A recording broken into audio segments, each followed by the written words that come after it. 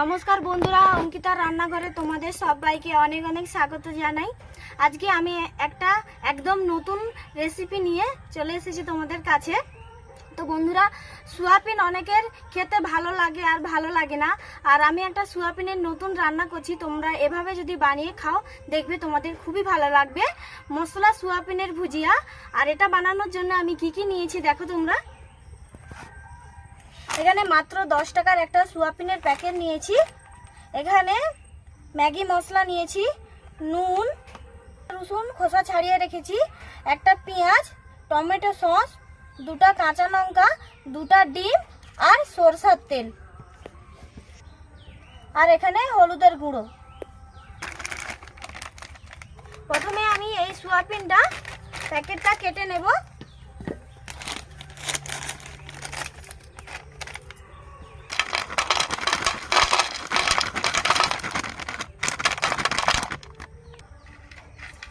এবারে এই যে সোয়াবিনগুলা আমি এই শিলের মধ্যে নিয়ে হালকা করে ভেঙে নেব। এক এক করে এইভাবে আমি ভেঙে নেব।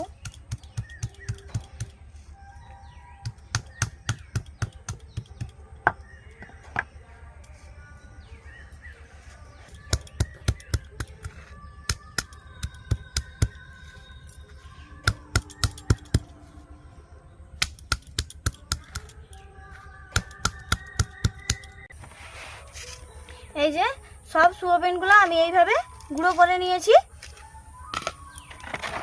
এবারে এই যে রসুনগুলো আমি শিলের মধ্যে হালকা করে থেঁতো করে নেব।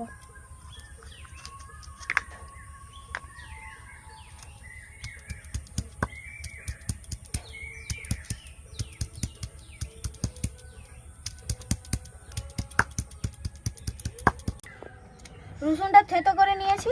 এবারে উনানটা ধরিয়ে নেব। উনান ধরিয়ে নিয়েছি। এবার কড়ার মধ্যে কিছুটা জল দিয়ে দেব।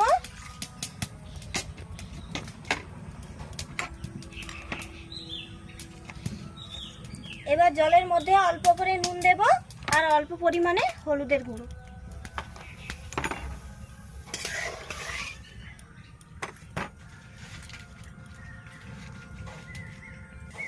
জলটা ফুটে গেছে। এইবার সোয়াবিনগুলো এর মধ্যে দিয়ে দেব।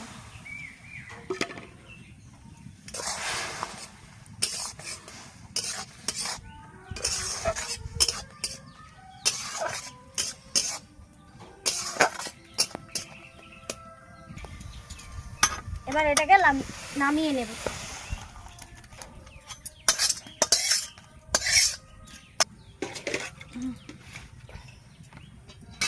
এবারে এর মধ্যে আমি কিছুটা জল মিশিয়ে এটাকে নিচড়িয়ে ঠান্ডা করে তুলে নেব।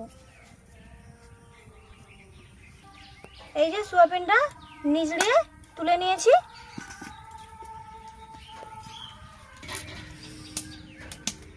কড়া গরম হয়ে গেছে। এবারে সরষের তেল কিছুটা কড়ার মধ্যে দিয়ে দেব।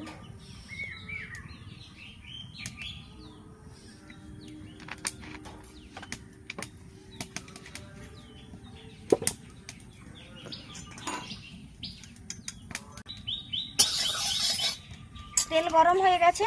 এবার সেদ্ধ করে রাখা সোয়াবিনগুলো এর মধ্যে দিয়ে দেব। দিয়ে এগুলোকে ভেজে নেব।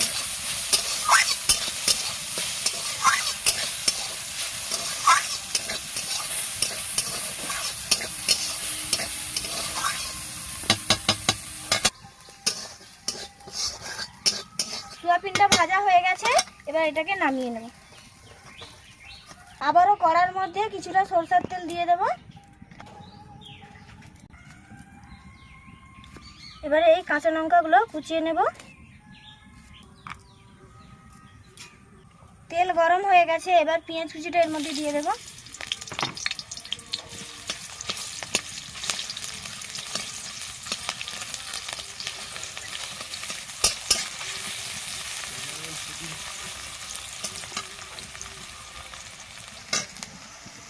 পেঁয়াজ ভাজা হয়ে গেছে। এবার থেঁতো করে রাখা রসুনটা দিয়ে দেব।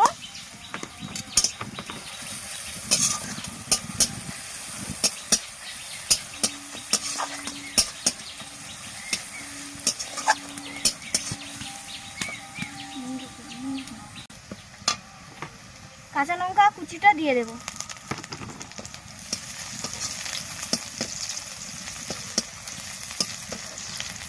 এবারে দুটো যে ডিম নিয়েছিলাম একটা ফাটিয়ে এর মধ্যে দিয়ে দেব।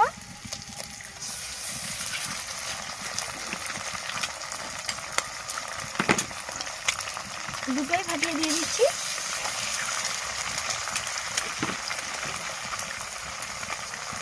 এবারে কিছুটা নুন দিয়ে দেব আর অল্প করে হলুদ।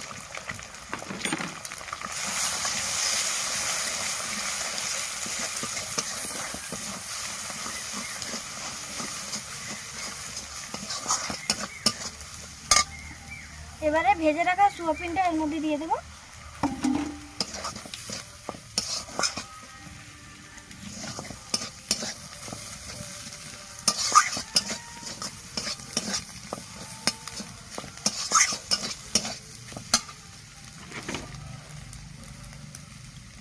এবারে টমেটো সসটা এর মধ্যে দিয়ে দেব।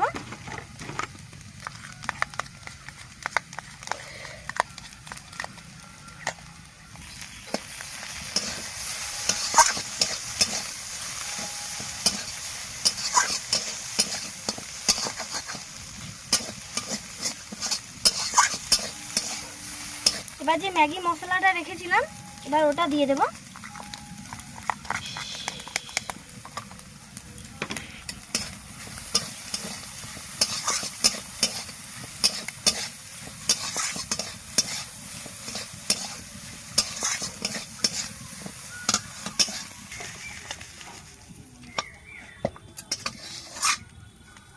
মশলা সোয়াবিনের ভুজিয়া একদম রেডি হয়ে গেছে। আর এটা দেখতে কতটা সুন্দর লাগছে দেখো।